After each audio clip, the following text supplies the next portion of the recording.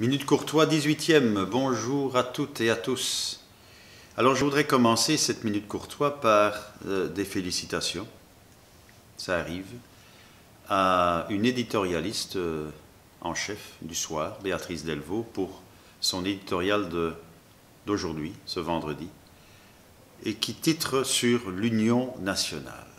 Le mot Union nationale. Tout ça à propos de la problématique aéronautique de l'aéroport de Zaventem, de Bruxelles nationale, et du bruit et de tout ce qui entraîne comme désagrément pour les riverains et aussi désagrément pour l'ensemble de la population belge finalement, puisque cet aéroport, il est là pour les Wallons, pour les Flamands et pour les Bruxellois. Alors, ça démontre cette problématique d'aéroport qui traîne depuis des années et des années et des années.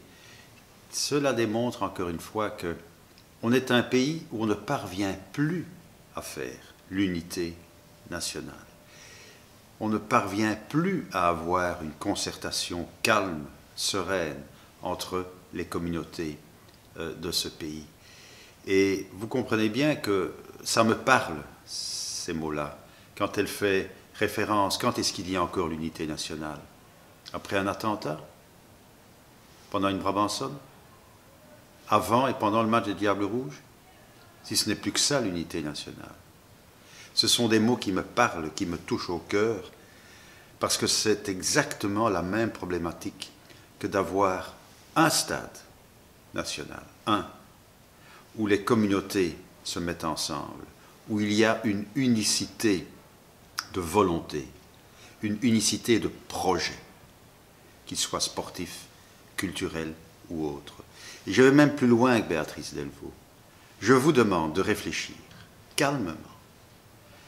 Donnez-moi un exemple, depuis l'exposition 58, depuis l'exposition universelle 58, un exemple d'un projet national. Je ne parle même pas de l'Euro 2000, ce serait trop simple pour moi de le faire. Un projet, pas deux. Un grand projet architectural, un grand projet culturel, un grand projet d'emploi ou un grand projet social, national, où toutes les communautés de ce pays se sont mises ensemble. Donnez-moi un seul exemple. Depuis 1958, vous n'en trouverez pas. C'est ça la Belgique. Et moi, je vis ça à la ville, tous les jours. Et comme secrétaire général de la Fédération belge de football, j'ai vécu ça pendant des années, sur un seul dossier. Il n'est pas obsessionnel pour moi, il est simplement symbolique. Un seul dossier. 30 ans qu'on attend un stade. Simple. Bien, à côté de cela, je voulais être un peu plus joyeux quand même. Nous avons décidé de déménager quelques mariages à la ville de Bruxelles, quand même la ville de Bruxelles, l'endroit où les gens veulent se marier sur la Grande Place, ou viennent pour se marier sur la Grande Place, viennent pour le balcon de la Grande Place, viennent pour exprimer leur amour sur la Grande Place. On a quand même décidé de déménager de temps en temps en été et d'aller dans le parc de Bruxelles, dans un endroit tout à fait magnifique, derrière le théâtre du parc qui s'appelle le Vauxhall. Vous verrez, il y aura des images à cet égard-là, mais je pense que ça vaut la peine d'un peu déménager le romantisme de la Grande Place vers l'extraordinaire romantisme de ce parc historique qu'est le parc royal, historique fondateur de cette Belgique auquel nous tenons tant et auquel il est si difficile d'avoir un projet. Et enfin, ce soir, je remettrai, comme chaque année, les prix aux clubs sportifs bruxellois les plus méritants, mais aussi à des sportifs méritants.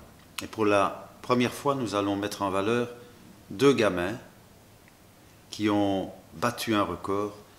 Vous savez, à ce 100 mètres des rues qu'on a initié ici à la ville depuis 4 ans. 100 mètres des rues. Simple. Pas de chichi. Vous courez 100 mètres dans un quartier et on prend votre chrono professionnellement. Simplement. Ça permet à des jeunes de découvrir un sport. Celui-là, c'est l'athlétisme. Eh bien, ce soir, on va les féliciter parce que je suis particulièrement heureux. Simplement, au moins un gosse ou deux gosses qui découvrent l'athlétisme, qui ne connaissaient pas, qui n'avaient même pas de chaussures pour courir, ils font un record sur 100 mètres à 15 ans. Je trouve ça extraordinaire. C'est le combat de ma vie, ça. Faire donner de l'émotion à n'importe qui, quelle que soit sa classe sociale et son origine multiculturelle. Voilà, à la semaine prochaine. Bon week-end à tout le monde, profitez-en.